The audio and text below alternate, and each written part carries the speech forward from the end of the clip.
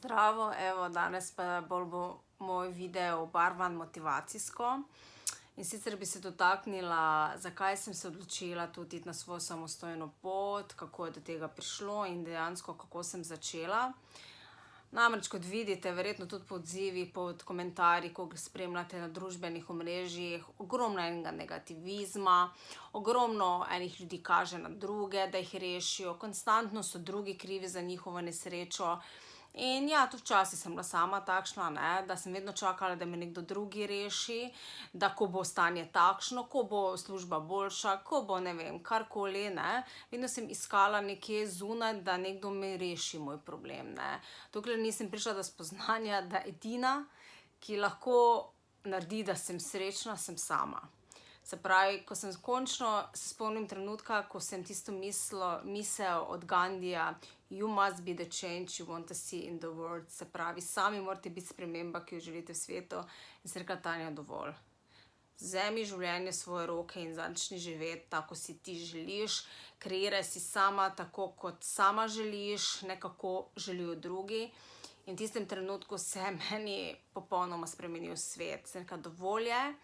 Jaz bom začela nekaj delati na tem, jaz bom začela svoje znanje deliti, ker normalno, tako vsi verjetno se srečujemo, pa nimam še dovolj izkušenj, pa nisem dovolj dobra, ne, to se že celo življenje, ker smo pač bili vzgojeni, bodi tiho, poslušaj, idi v službo, tam se zadovolji, ne. Ampak pač časi so se spremenili, več ni tako, kot je bilo včasih, ne, pač tako, kot so živeli naši starši. In sem videla, da to ne bo, ne, da bom mogla pač popolnoma resetirati se, če hočem biti srečna, in sem pač začela delati nekaj na tem. Se pravi, dnevno sem mogla iti iz cone udobja.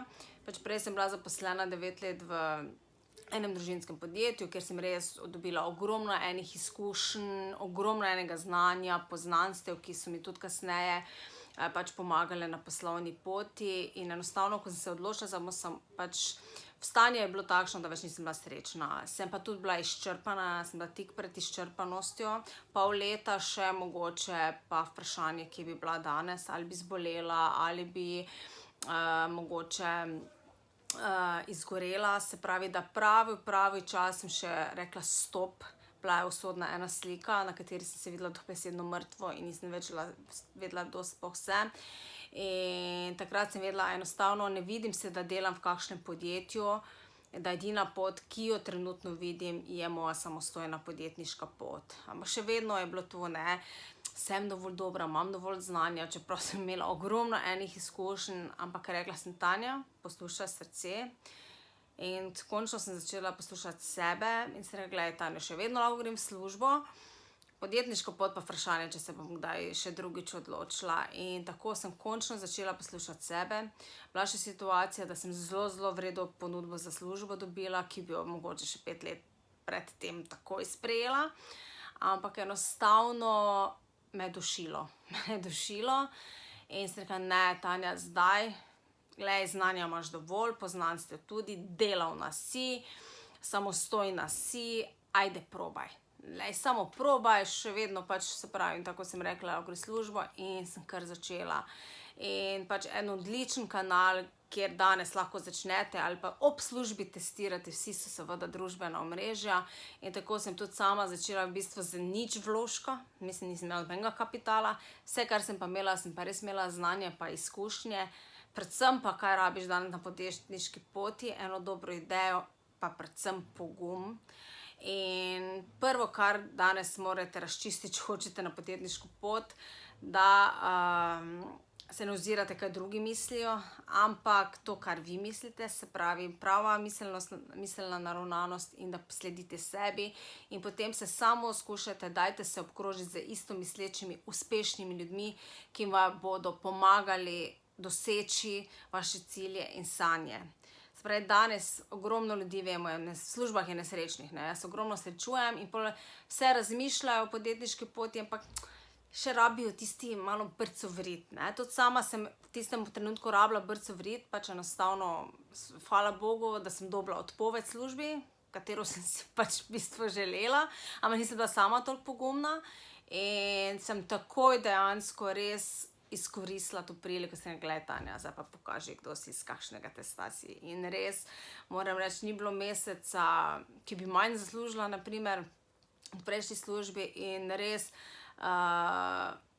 delam to, kar me veseli in izpolnjuje. In predvsem, kaj sem pa tu izgubila na podjetniški poti, strah pred neznanim, se pravi, definitivno cona udobja več zame ni, se pravi, če si nekaj želim, samo naredim, meni je to za samoumevno, prej pa je bilo 500 nejev, pa zakaj ne, pa izgovorov, pa kaj bojo drugi rekli, pa sem dovolj dober, v glavnem ogromno enih vedno glasov zadaj se pač oglašalo, zdaj sem tem sčistila, ampak da boste prišli do tega razmišljanja, morate se soočiti s tem. Se pravi, dajte, če ste tu v službi, dajte že zraven delati, dajte slediti svojim sanjam, dajte res najti nekaj, kar vas veseli, in potem samo si zastavite cilj in potem začnite korakce delati. In danes vam družbena omrežja, digitalni svet to omogoča, kjer lahko začnete, če imate znanje, ki ga imate ogromno, ne vem, ogromno nas je strokovnjakov, ki o tem učimo, in ogromno imate tudi na Google vse ve, če znate angleško, vse, vprašajte ga in vam vse pove, tako da ni izgovora, vse se da, če se hoče. In res želim, da ste vsi srečni, da ste res našli, tako kot sem jaz našla svoje poslanstvo, to je predaja znanje, vas motivira, da naredite nekaj dejansko za svoje sanje, ker definitivno lahko povem iz svojih izkušenj, se pravi, jaz sem bila popolnoma, sploh se nisem videla kot podjetnica, ne vem, vedno pač nekaj v ozadju, nikoli nisem izstopala, dokler, čeprav sem v sebi vedno čutila, da imam kaj več za dati, ampak dokler nisem šla na podjetniško pot, ker tam podjetniška pot te ojača. In se pravi, tako sem rekla, ni cone udobja, in takrat dejansko res začneš rasti, in podjetništvo ti daje eno tisto motivacijo, pogum, ker pač ti drugo ne preostane, če hočeš biti uspešen, in res šele takrat vidiš, da lahko izkoristiš vse svoje potenciale, ideje, kreativnost. In jaz res želim, da se opogumite in da tudi vi enkrat zaživite tako, kot si želite.